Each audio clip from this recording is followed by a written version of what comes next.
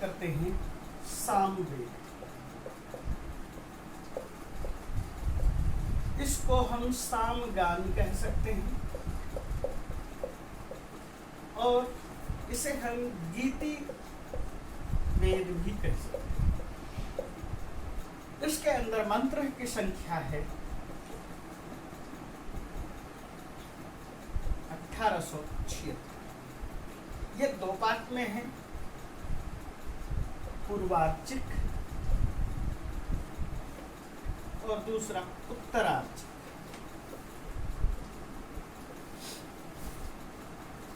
इसको गाने वाले लोगों को उद्गाता कहा जाता है।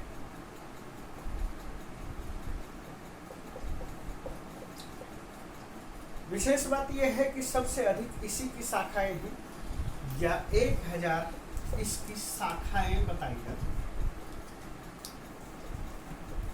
हम इन शाखाओं की चर्चा नहीं करेंगे, हम आपके सामने संक्षेप में बातों को रख रहे हैं। इसको गीति भी कह सकते हैं, इसे गीत ज्ञान कह सकते हैं।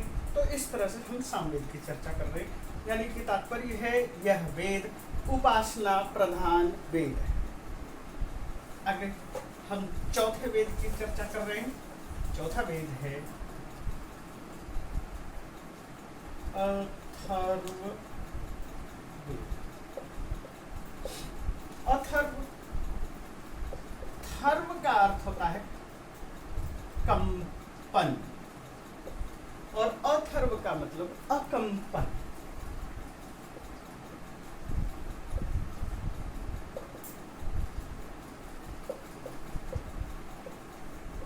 निष्कंप। जब हम इस चीज की चर्चा करते हैं तो इसके अंदर मंत्र की भी अब हम चर्चा करेंगे। मंत्र की चर्चा करने से पहले मैं आपके सामने ये रख रहा हूं, इसको कई नाम से जानते हैं। अथर्वांगिरस वेद,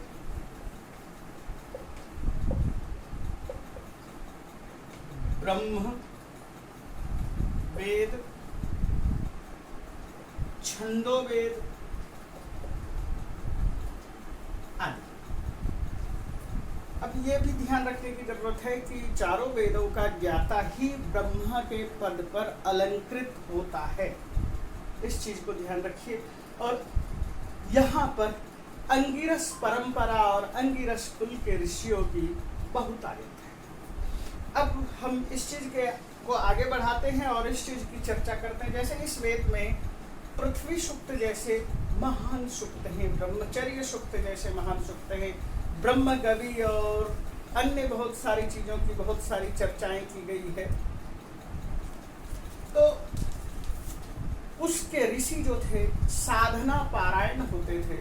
अंगिरस का तात्पर्य ही है जो निष्कंप भाव में बैठ गया है। आप मोमबत्ती को जलते हुए देखते हैं, जब कहीं से हवा नहीं आती है उसकी लौ एक सीधी रहती है। ठीक इसी तरह से इनका ज्ञान, इनका विश्वास, ऊर्ध्वरेता ईश्वर की तरफ है।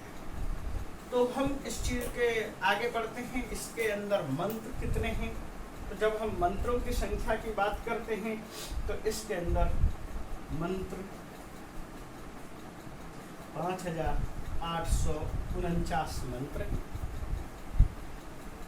कांड है इसमें और 20 कांड हैं। इसके अतिरिक्त इसके अंदर औषध आदि की भी बहुत सारी चर्चाएं हैं। जांगीड़ की चर्चा है। आज के यद्यपि वेद में जांगीड़ शब्द एक वृक्ष के लिए प्रयोग हुआ है जो बनारस के आसपास पाया जाता है, लेकिन ब्राह्मणों में, राजस्थान में ब्राह्मणों में एक वर्ग है जो जांगीड़ ब्राह्मण कहलाते हैं। तो मैं उस तरफ न जाकर के केवल मैं इतनी ही चर्चा कर रहा हूँ। इसके भी बहुत सारे उपनिषद हैं, पाठ हैं, मैं उन चीज़ों को आगे बढ़ाऊँ। तो अथर्ववेद के विषय में मैंने आपके सामने जानकारी दी। इन